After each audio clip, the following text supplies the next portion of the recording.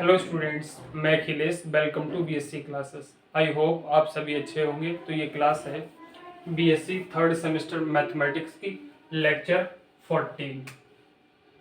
तो इसमें ये थ्योरम, नेक्स्ट थ्योरम है हमारी कैंसिलेशन लॉ।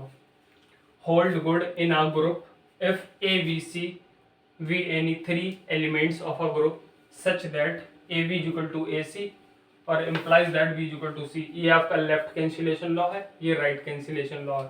तो जैसा कि हम हर थ्योरम को रफ में पहले देखते हैं, तो उसी तरह से सबसे पहले हम देखेंगे। तो हम लेट कर लेंगे G comma multiplication B a group, ठीक, B a group with respect to multiplication. अब ये ग्रुप है तो चारों प्रॉपर्टीज को सेटिस्फाई कर रहा होगा, जैसे क्लोजर, एसोसिएटिविटी, आइडेंटिटी, इनवर्स। तो हम थ्री एलिमेंट्स को इसे ले लेते, क्योंकि हमें यहाँ पे थ्री एलिमेंट्स लेने के लिए कहा ग्रुप में। तो हम ऐसा मान लेते हैं A B c belongs to G कर रहे होंगे। अब क्योंकि ये ग्रुप है तो चारों प्रॉपर्टीज को, जैसा कि अभी मैंने बताया, सेटिस्फाई कर रहा होगा। तो ए इनवर्स भी जी से बिलोंग कर रहा होगा। ये एलिमेंट हो गया आपका, ये इसका इनवर्स हो गया। जैसा कि चारों प्रॉपर्टीज में इनवर्स भी आता, तो इनवर्स भी सीधी सी बात एग्जिस्ट कर रहा होगा इस ग्रुप में। तो आप देखिए, पहली प्रॉपर्टी आपको क्या गिवन है, a b is equal to a c. A b is equal to a c दे रखा। अब आप इसमें क्या करिए, ए इनवर्स से दोनों साइड में मल्टीप्लाई कर दीजिए। तो a inverse a b is equal to a inverse a c. अब एसोसिएटिविटी को ये फॉलो करेगा तो इसे हम ऐसे भी लिख सकते हैं, ठीक। एसोसिएटिविटी को फॉलो करेगा तो हम इसे ऐसे भी लिख सकते हैं। अब ए इनवर्स किसके बराबर होता है, ई के बराबर। ई इंटू वी ए आ गया, ई इंटू सी आ जाएगा। ए इनवर्स ई के बराबर होगा, तो ये v इक्वल टू सी आ गया। अब ये आपका प्रूफ हो गया, कौन सा, लेफ्ट कैंसिलेशन लॉ। ऐसे ही आप राइट वाला भी देख लो। अगेन आप ले लो ये वाली कंडीशन, ये जो आपको दे रखी है, b a is equal to c a. अब आप ए इनवर्स से यहाँ मल्टीप्लाई कर दो, ठीक। ए इनवर्स से आप मल्टीप्लाई कर दो, तो इन दोनों को एक साथ ले लो। एसोसिएटिविटी मैंने बताया, जैसे कि ये ग्रुप है तो एग्जिस्ट कर रही होगी या फिर फॉलो कर रही होगी। तो आपका ए इनवर्स ई के बराबर हो गया और इस साइड में ए इनवर्स ई के बराबर हो गया।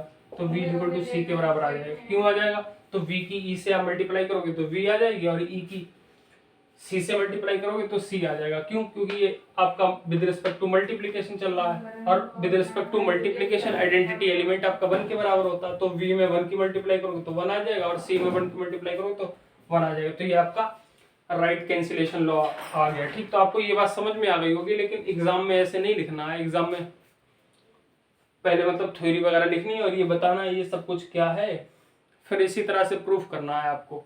तो मैं वैसे भी आपको लिख के बता दे रहा हूँ, ये रफ था, तो आप ये नोट करना चाहो तो कर सकते हो कि मैं इसका प्रूफ प्रॉपर तरीके से करवा दूंगा आपको।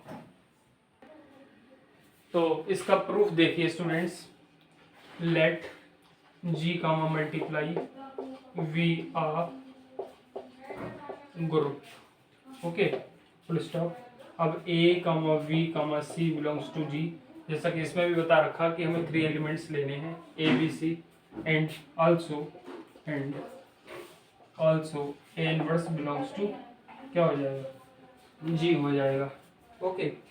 और अब हमें ये भी बता देंगे यहाँ पे, and E is the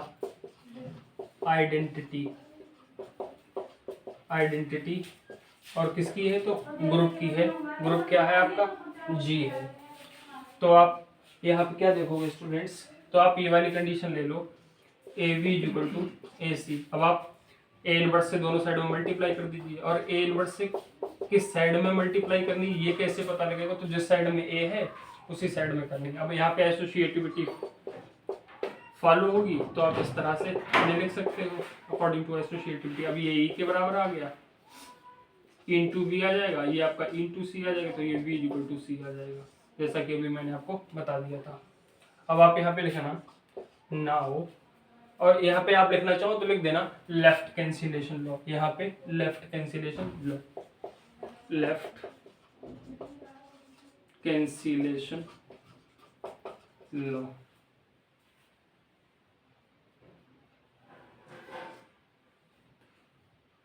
left cancellation law, ठीक। अब आप लिखिए नाउ सेकंड वाली कंडीशन ले लीजिए, तो ये है आपकी V A equal to c a. अब आप यहाँ पे ए इनवर्स से मल्टीप्लाई कर दीजिए, तो इनवर्स से मैंने मल्टीप्लाई कर दी, ओके। और इन्हें इस तरह से ब्रैकेट में बंद कर दीजिए जो पहले वाले हैं। अब आप इन्हें एसोसिएटिविटी के अकॉर्डिंग ऐसे लिख सकते हो। ओके, अब आपका ये v इंटू ई आ गया, ये आपका c इंटू ई आ गया, तो ये आपका v इक्वल टू सी आ गया। ठीक, अब आप यहाँ पे राइट कैंसिलेशन लॉ लिख देना, राइट कैंसिलेशन लॉ आप यहाँ पे लिख देना। ठीक है स्टूडेंट्स, तो आप नोट करिए, मैं देख लेता हूँ एक बार आपको दिख रहा है क्या। तो आप यहाँ पे लिख देना राइट कैंसिलेशन लॉ। ठीक, यहाँ पे राइट कैंसिलेशन लॉ लिख देना, और लास्ट में आप क्या लिखोगे, सो या हेंस लिखिए, hence cancellation law hold good in a group,